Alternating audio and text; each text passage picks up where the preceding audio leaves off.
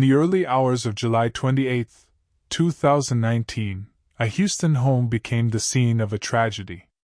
Renard Spivey, a Harris County Sheriff's deputy known from the reality show Justice for All with Christina Perez, was now, on the other side of the law, accused of a shocking crime of the murder of his wife Patricia Spivey.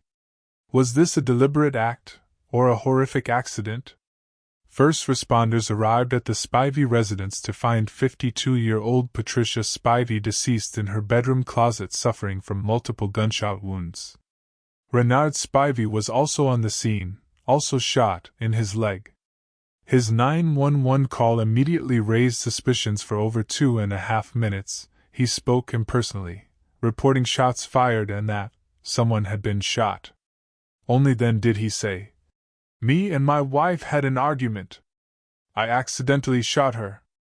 Former prosecutor Lisa Andrews found his detached language and delay in identifying his wife to be off, and indicative of a consciousness of guilt. The Spiveys' marriage was reportedly strained. Patricia suspected Renard was using steroids, which he denied, claiming he was prescribed testosterone shots. Patricia's friend, Ezra Washington, testified that just 2 days before her death, Patricia told him she was done with Renard and intended to leave.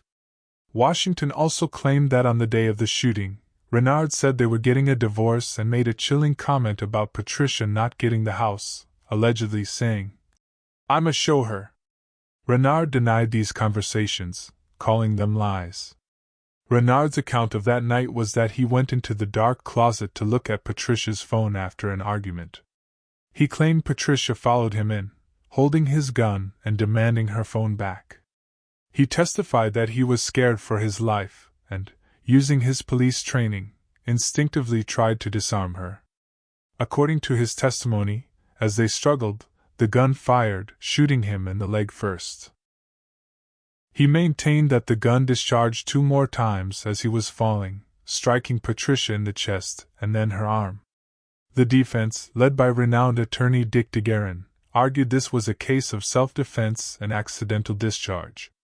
They highlighted that the gun, a Smith & Wesson semi-automatic, lacked an external safety, making it prone to firing during a struggle.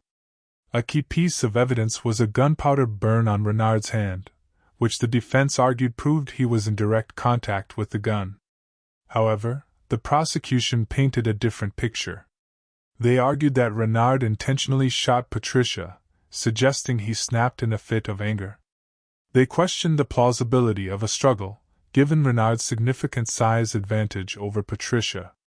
The prosecution also pointed to home surveillance, which captured 3 gunshots and a possible 4th sound a minute and a half later. Their theory was that the 4th sound was Renard shooting himself in the leg to create a self-defense story. Renard denied this, and his attorney suggested the sound was another camera activating. Renard Spivey was formally charged with murder but posted bond. His trial was significantly delayed by the pandemic. The state's case hinged on the idea that Renard intentionally killed his wife, with Ezra Washington's testimony being a key pillar. The defense, however, focused on the idea that the shooting was an unintentional discharge during a struggle. They pointed out that the gun's trigger was never swabbed for DNA, meaning there was no direct forensic evidence to contradict Renard's claim. Renard took the stand in his own defense, explaining his delayed 911 statements by saying he was in shock.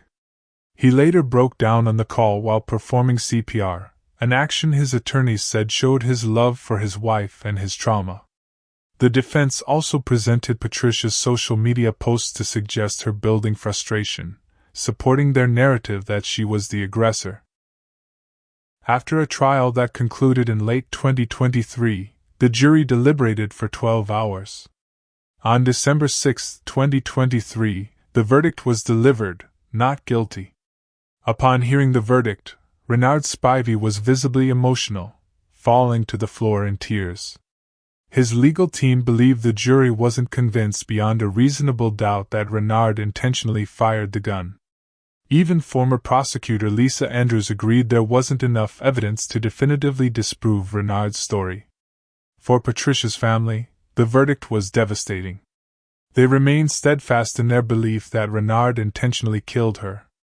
The not guilty verdict is a powerful example of the standard in criminal law.